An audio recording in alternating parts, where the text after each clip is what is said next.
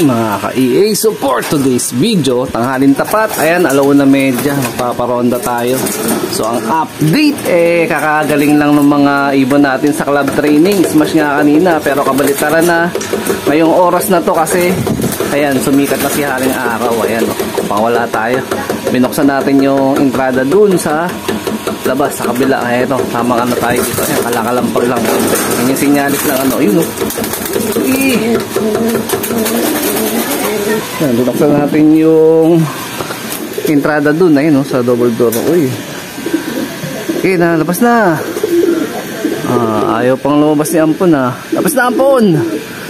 Ayun, asan na? Ito yung mga galing natin training na smash, grabe. Pero awan ng Diyos, kompleto naman yung 5 natin na warrior. So ayun, so ronda pa yan. Okay, mumawi kayo sa low fly. Bilis! Bilis! Bilis! Ay, yun sa ibabaw. Yun. Gi! Gi! Labo na kuha natin, ayaw na.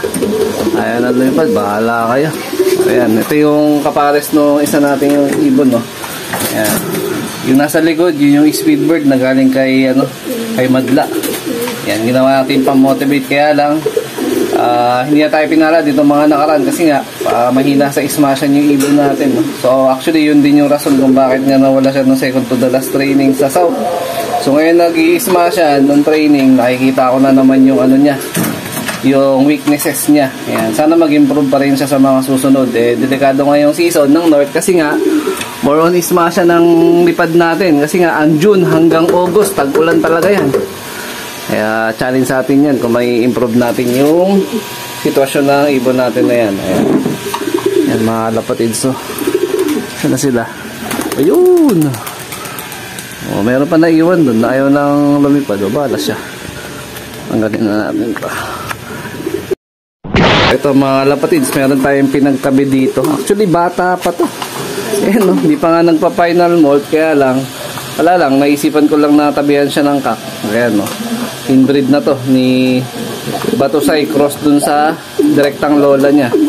Yan, subukan nating i-cross dito, pero duda ako na magpares o mag-itlog agad na maaga yan pero wala lang, pinagtabi ko lang sila. So ito pa naman is Lugun. Yan, ito yung in-acquire natin kay Sir Michael, nilahi nung Solo MacArthur na kak din niya na foundation. Ayan, galing sa Bataan, sa tropa niyang rin, kalapatids. So ayan, pero may mga anak na yan dito na susubukan natin sa South nga lang, South. Sa North, wala pa akong nito, anak nito na susubukan. More on South pa. Ayan, sana umubra rin. Ayan, barakong-barako, diba? So yun, sumasagot pa nga itong isan ko. Ayan, maganda na mga kulay nila. Of color silinda parehas. Ayan. Antay ko lang mag-final molting to para makita ko yung tunay na ganda ng pinakakulay niya. A few moments later. So, speaking of color mga kalapatids, itong Loft Visitor. Hoy, nandito na pala kayo. Yan, speaking of color, ito yung Loft Visitor na na-turn over sa akin na merong halak. Mayroon siya, konting halak na lang. So, ang plano, dapat gagawin ko siyang stock. Pero para mas gusto kong subukan, i-challenge ko yung sarili ko na pabatche rin siya dito sa Loft. Ayan. Hindi pa naman din siya nakapag-mold. Gusto ko kasi may exercise yung niya, yung katawan niya kasi nga may halak-halak pa siya nito mga nakaraan. Pero maganda droppings ayan diba? Makikita nyo naman sa dropping. So maganda kondisyon ng digestion ng ibon. So baka kulang lang to sa pagpag. So susubukan natin to 1 week na viewing. Ayan, viewing natin dito sa pinaka natin, flyers loft natin. Ayan, tingnan natin kung mapapabatcher natin to mga kalapatids. So, ilalagay ko dun sa viewing section dun sa taas. Hindi ko kasi kayang ilagay siya dun na hawak ko yung cellphone. So ayan, nandito na siya sa may pinaka viewing natin. Double cage lang tong viewingan natin. Ayan, subukan natin. Almost 1 week lang siya mag-viewing dito. Ayan, papabatcherin natin to dito. Pag hindi natin napabatcher, goodbye.